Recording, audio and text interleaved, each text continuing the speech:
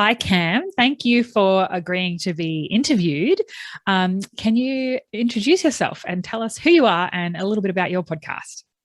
Yes, thanks, Ellen. So I'm Cam Aaron, and I am one of the co-founders of the Feminist Coach Academy, which is a 6-month in-depth training to helping professionals, coaches, and other helping professionals and entrepreneurs integrate an inclusive feminist perspective and actions into their practice, their client practice, their business, and their everyday life.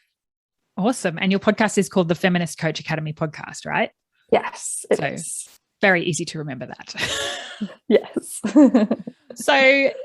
The podcast is now in its fourth season. So it's been going for 2 years-ish, bit over 2 years now, which is amazing. Tell us why you chose podcasting over the other options. Like you could have done a YouTube channel, you could have just kept it with a straight blog. I know you do have blogs on your website as well. But what was the thinking behind going with podcasting?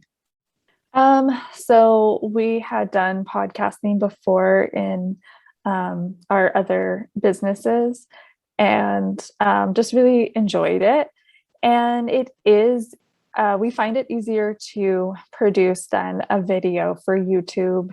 And we find that it's an easier way to consume too. So for our audience, so like, a podcast you can listen to while you're driving or going for a walk, cleaning the house, anything like that, where you don't have to sit and watch a video or sit and read a blog.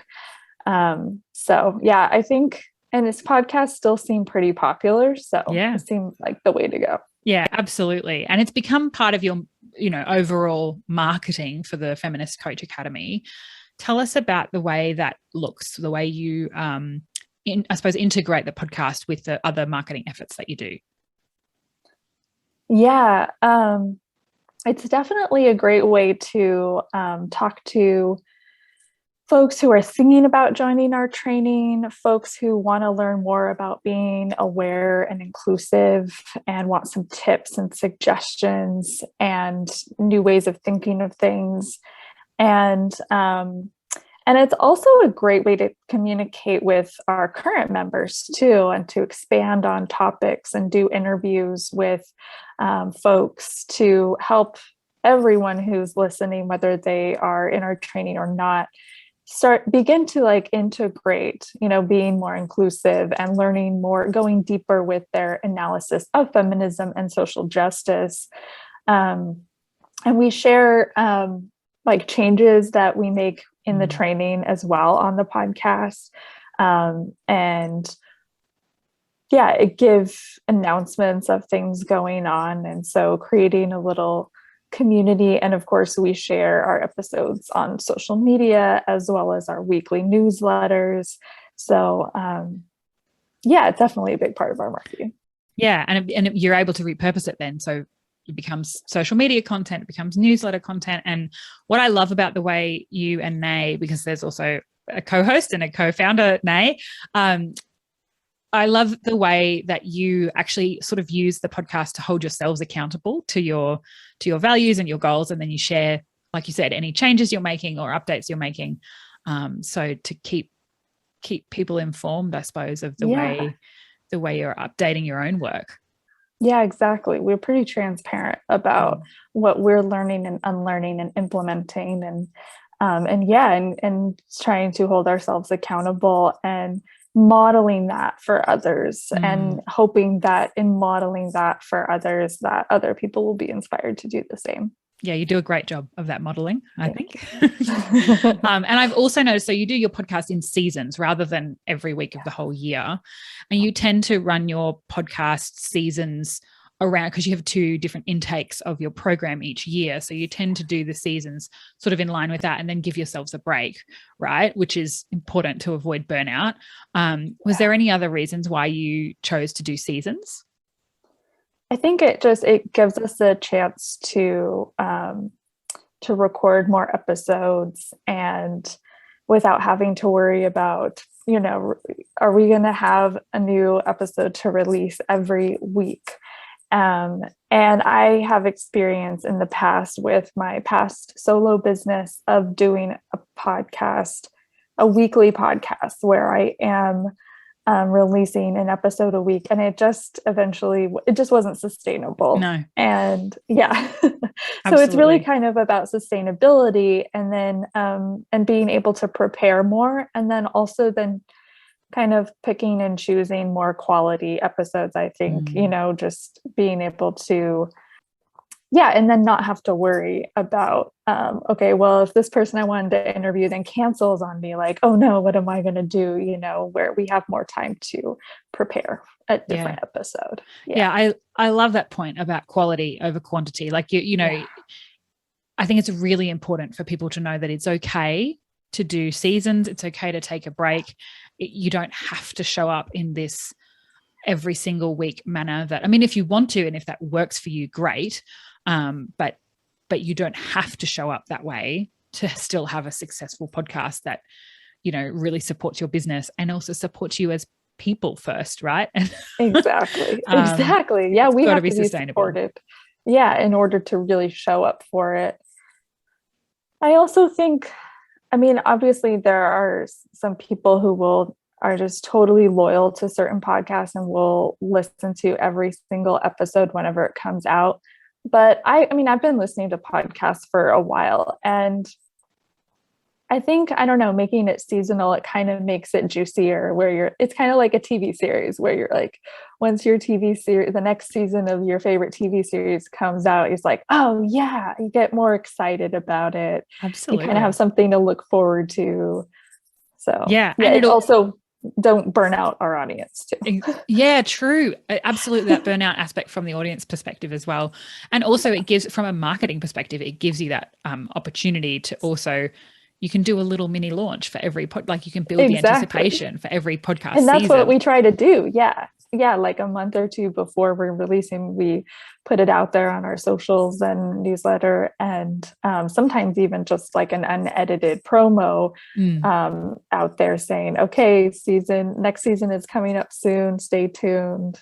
Yeah, it's a great option. Yeah. And I'm pretty passionate about people avoiding burnout in general, but particularly in the podcasting space, I think it's important we continue to give that message that you don't have to burn out to be a successful podcaster. Absolutely. 100%. Yeah. Are there any other milestones or metrics that you wanted to share about your podcast and the way it has integrated with your business and supported both you and Nay as people first and business owners second?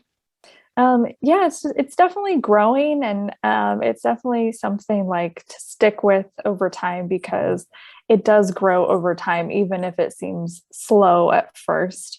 But we hear from people all the time, like, oh, started listening to your podcast, and people, often new members, will start listening once they become a member too, because they want to know more, and they're excited to join. And and I think that it works if you stick with it. But again, the way we do it with seasons, it helps with the burnout, and I think it makes it more exciting. Yeah. And I think that is the key to podcasting is sticking with it long term, because it's not a quick fix. It's not it's not an overnight solution to marketing problems or customer attraction or anything like that. And this making it sustainable for you allows you to actually continue to stick with it. And I think that's something that gets missed in sometimes the podcast information that's out there, is that attitude that you have to do it every week. You have to do it a certain way. And if that doesn't work for you, then you just stop. And then it doesn't continue, which means that you don't get that building of momentum over time. Right. And so you get both sides of things. You get people who've listened to the podcast, become customers and sign up to the training because they found the podcast. And then you have people who found you in other ways, sign up to the training, and then go and consume all the podcast episodes while they're waiting for the training to begin. Yes. Yeah. Totally. That's cool. Exactly. Yeah, it is cool. And I do see the podcast as also a way to communicate with our current members. Like I was saying Yeah, with the earlier. updates. Yeah, with the updates and just there's so much to share that we can't do all in 6 months of the training, but we can use the podcast as a way to share more. Yeah, and to bring on guests that maybe we don't have in the training, but we'd still love for our community to learn from and to be introduced to. And so, yeah, I think it's just a great tool in that regard as well. Yeah, and it complements the training because it's not necessarily, the training is obviously much more formal study, whereas it's a more casual kind of conversation. Yeah. And even still exploring the topics. Yeah, exactly. Yeah. Yeah, cool. It's kind of a fun way to get to know the people who run this academy and hopefully feel like more personable and relatable and not scared to join the training. Yeah, exactly. Feeling like it's safe to join because you've been listening to these people's voices and you know them and you like them and you trust them. Yeah, hopefully. Well, it worked for me. Full disclosure, I have signed up to the training. Yes, you have. We're so happy to have you. Yeah, and I'm really looking forward to it and integrating what I learn and unlearn into my businesses too. So we have been working together. I have been involved in the Feminist Coach Academy podcast since its inception, which has been a real privilege. And can you just tell us briefly a bit about what it's like to work with me and the team at PERK Digital? Yeah, absolutely. It's been a privilege for us too. You've been the best. And yeah, we knew kind of right away from the beginning when we started the podcast that we wanted a podcast producer because it's just we had a lot of work to do and we needed to have someone help us with this and to just make it better, and do things because it's kind of out of our realm of skills. Well, you had a podcast before. You know how to do it. I do, but I just, someone who is doing it professionally kind of is able to do it better and knows more things. And I was just getting by, doing the bare minimum. Yeah. But anyway, so we knew you and we knew of you. And so of course you were our first choice. And also I think, we knew you were reliable. We knew that you knew what you were doing. And that has proven to be true 100%. I mean, when you're working with anyone, you of course want them to show up and be reliable and be someone you can communicate with and who's going to communicate back and in a reasonable, timely manner. And you have definitely done all of that. And we trust you 100%. And it's just been smooth sailing. I mean, really easy to work with you, really easy to submit the files and to, just to, give you any notes about what we want. You understand what we're conveying and you implement it. And we love how you produced it. And definitely recommend you to anyone and everyone. Oh, thank you. It's been a pleasure because I really enjoy listening to your show as well. And that's one of the privileges of my job is I get paid to listen to podcasts. I know that is a cool thing. That I would probably listen to anyway for free. But it's been a real pleasure working with you too as well. And what would be your advice for anyone who's thinking about starting a podcast, especially obviously you and Nay both had your own podcast before, so you were not new to the podcasting space and you knew how much that was part of the reason you were outsourcing from the start because you knew you had other things that you needed to focus on. But what would be your advice for anyone interested or thinking about starting a podcast, recommendations and suggestions?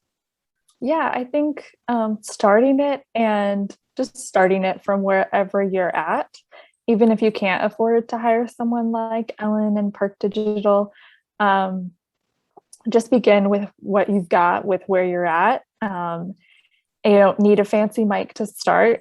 And, you can grow all of those things as time goes on, but just start sharing it with everyone you know and putting yourself out there. Don't be afraid to put yourself out there. It can be a lot of fun. It could be scary too, to put yourself out there if you haven't really done it before. But if you keep, having things to share and really wanting to do that, then do it and stick with it. Don't worry about the numbers in the beginning. Don't worry if it's just a few people listening. That will change the more that you stick with it and the more that you share it too. Absolutely. So just putting it out there once and not sharing it isn't going to get the word around as much. You do need to share it far and wide with your community, on your social media, with friends and family.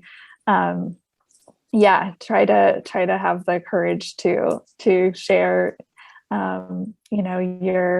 what you've created, your creation. And like that's kind of what we were saying earlier too, like you don't have to produce an episode every week. You don't think that that's necessarily what your audience wants. Like, seasonal is also an option, and to take care of you in that process. Yeah, I think that's great advice. And I agree. Just get started, and then don't give up. Figure out how to make it sustainable. Then hire Ellen once you get to the point where you're able to. Yeah, absolutely. And it's what it is often a phase of we'll do the basics when we get started, and we'll just keep going. And then as we grow, then we can change and upgrade and add things to it down the track. 100%.